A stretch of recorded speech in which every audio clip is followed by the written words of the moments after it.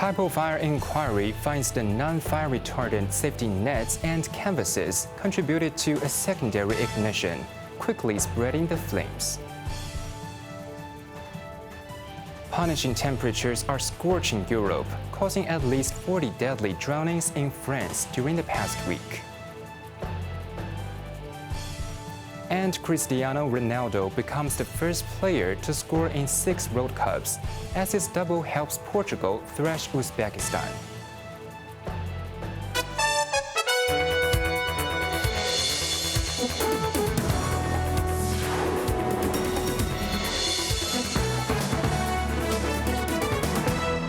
Good evening, you're watching Cable News. I'm Quentin Yan. Testifying at the Typo Fire hearing, experts explained how vertical fire columns contributed to the rapid spread of flames into one-foot court homes. They also flagged the use of non-fire retardant scaffolding nets, saying they caused secondary ignition with other combustibles. Jimmy Liu has the story. The first witness for today's hearing was Richard Yun, a chair professor of architectural engineering at City University. He is a government-appointed expert on a cross-departmental investigation task force into the Typo blaze. The task force conducted an experiment using a 3-story structure simulating how the fire started at Wang Cheng House. The model was surrounded by scaffolding and construction nets full of clutter such as tollboards, wooden planks, and bamboo poles. The simulation estimates that the fire, growing rapidly in the light well of the 31-story building, was unleashing up to 800 megawatts of heat at its peak. At this level, window glasses shattered, sending massive radiant heat into the units. The task force also found that non-fire-rated construction nets triggered secondary ignition as flaming droplets lit up more clutter. The experts concluded that if fire-retardant nets and tarp sheets were used, small flames could have gone out on its own. Another witness was To Chi Wing, a divisional commander at the Fire Services Department. He said there were 12 fire columns during the fire and that they could carry embers above roof level where winds might spread them to other blocks. And with windows broken under immense heat, To said 6 of the fire columns were able to scorch some 300 homes within 30 minutes. The expert also highlighted the failure of emergency stairs, as smoke entered the stairwell through windows modified into access point for maintenance workers, usually made with wooden boards or aluminum plastic panels. A fire test of these materials showed that only fireproof glass windows can keep the stairwells at around 30 to 40 degrees Celsius when fire was burning outside. Jamie Liu, Cable News. As the current government approaches its 4-year mark, Secretary for Justice Paul Lam described Hong Kong's rule of law environment as excellent and dismissed criticism from foreign media as deliberate attempts to smear the city's reputation. Cheryl Yun reports. Speaking to reporters, Lam said Hong Kong's legal safeguards, particularly for national security, are now stronger than they were 5 years ago. Addressing a recent Washington Post editorial criticizing the newly enacted national security subsidiary legislation, Lam stressed that the rules create no new offenses and accused some overseas media of being hostile towards Hong Kong and deliberately distorting facts. On Hong Kong's drop to 24th place in the World Justice Project's 2025 Rule of Law Index, its lowest ranking yet, Lam maintained that the city's overall position remains high. The United States, which now likes to criticize us the most, certainly ranked behind us, he said. Commenting on the large number of individuals arrested during the 2019 anti-extradition protests who have still not been prosecuted, Lam said these cases remain in abeyance and will only proceed if new evidence emerges. He emphasized that those involved face no legal restrictions and can study, work, travel, and leave Hong Kong freely like other citizens. Regarding media tycoon Jimmy Lai, who was convicted of conspiring with foreign forces to endanger national security and sentenced to 20 years in prison, Lam said the court had already taken the defendant's health into full consideration when handing down the sentence. He ruled out humanitarian parole, reiterating that in serious cases, an offender's physical health is not grounds for mitigation or leniency. Lam added that Hong Kong's correctional facilities provide comprehensive medical care, and the SAR must respect the court's decision. Cheryl Yun, Cable News. A Pakistani father and his 15-year-old son were arrested in Wan Chai last night after the man who had been drinking allegedly told the teenager to get behind the wheel, sparking a chaotic drive. The pair, both holding Hong Kong identity cards, were asked to assist with the investigation after the incident happened at around 10 p.m. Their Tesla was intercepted off the Marsh Road flyover after officers at a drink-driving roadblock spotted it weaving and changing speed erratically. Police then found the 15-year-old was behind the wheel, with his 48-year-old father smelling of alcohol in the passenger seat, as he allegedly asked his first-time driver's son to take the wheel. The teenager was arrested on suspicion of unlicensed driving without third-party insurance, and taking a vehicle without authority, while his father was held for aiding and abetting the two offenses. 2 Japanese nationals were detained in China last month on suspicion of smuggling goods prohibited for import or exports, possibly related to rare earths. Anna Chen has more.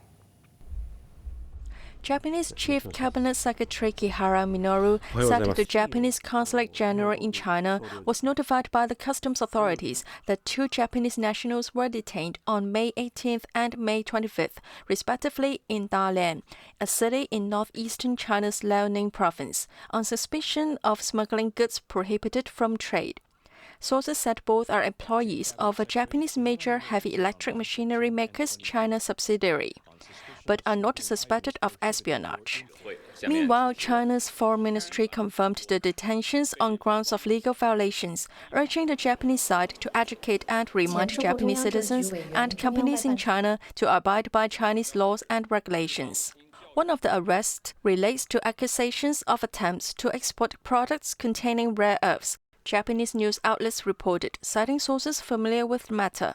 In January, China strengthened controls of Japan-bound shipments of dual-use items that can be used for both civilian and military purposes, including rare earths. The detentions could further strain relations between Beijing and Tokyo, which have plunged since comments by Japan's Prime Minister Sanai Takaichi on Taiwan sparked a major dispute last year. Anna Chen, Cable News.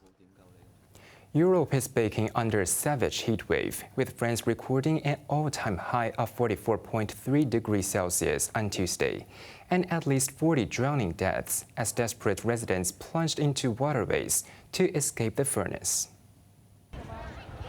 In Paris, where mercury hovered around 36 degrees, restless crowds packed both banks of the Canal Saint-Martin, jostling on bridges for a turn to leap into the water. Yet that relief turned deadly as 40 people, mostly young, including a 13-year-old girl, have perished since last Thursday, prompting urgent official warnings against swimming in unsupervised zones.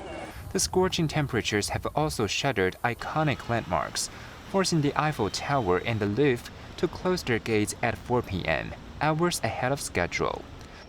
Spain is suffocating as well. Capital Madrid sizzled at 38 degrees on Tuesday, turning public water fountains into the city's most coveted spots. Local meteorological agency has issued red alerts across the country, warning of dangerous heat expected to reach 44 degrees. Dozens of northern municipalities have cancelled traditional bonfires over wildfire fears. Across the English Channel, Britain sweltered as more than 300 schools dismissed pupils early. The Met Office issued red heat warnings, with southern England braced for 39 degrees, before an expected respite on Friday.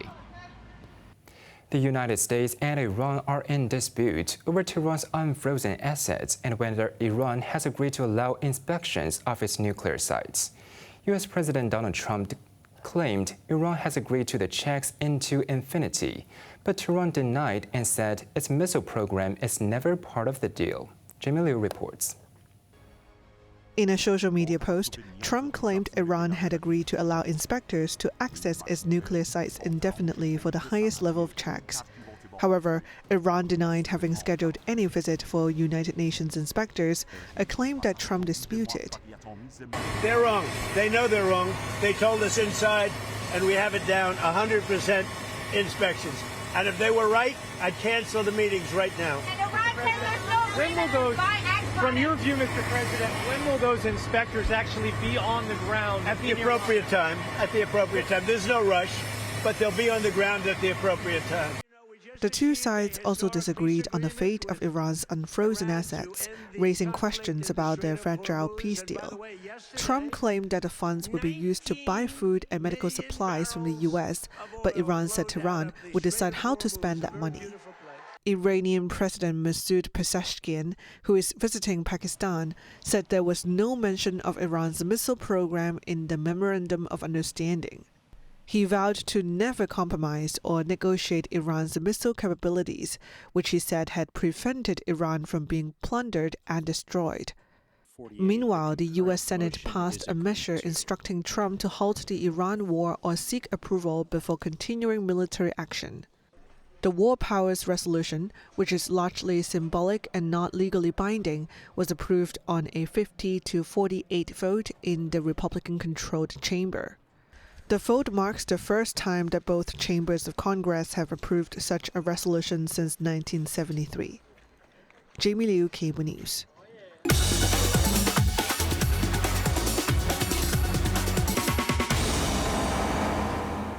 Now let's take a look at the stock market.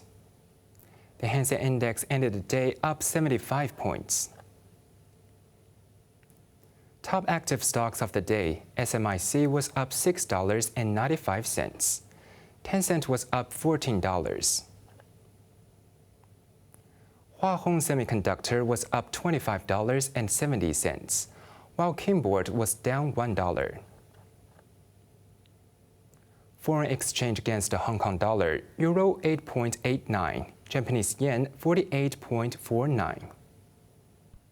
On to the weather now. Becoming cloudy, sunny periods and a few showers tomorrow.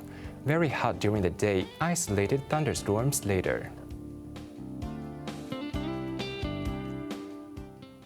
And that's our news tonight. I'm Quentin Yan. Thank you for watching. Good night.